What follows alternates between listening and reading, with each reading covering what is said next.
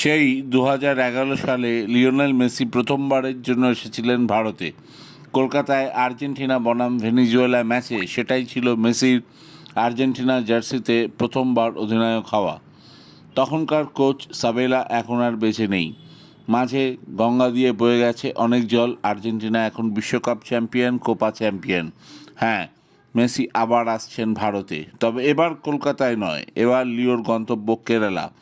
সব কিছু ঠিকঠাক থাকলে 2025 সালে দুটো ফ্রেন্ডলি ম্যাচ খেলতে কেরলে আসছে আর্জেন্টিনা। একথাই নিশ্চিত করেছে কেরলের sports minister V Abdur Rahiman.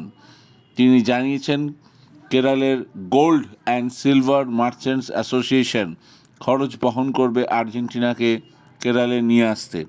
কেরলের মুখ্যমন্ত্রী পিনারাই বিজয়ন পর্যন্ত এই জন্য তাকে কংগ্রাচুলেশন জানিয়েছেন এবং জানিয়েছেন কেরল সরকার মেসি এবং তার দলকে সম্পূর্ণ সুরক্ষা এবং আয়োজন দেওয়ার জন্য প্রস্তুত। মারাদোনা এসেছেন, মেসিও এসেছেন, আবার আসবেন মেসি।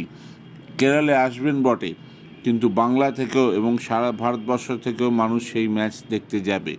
খবরটি ভালো লেগে থাকলে বেশি করে লাইক অ্যান্ড সাবস্ক্রাইব করুন।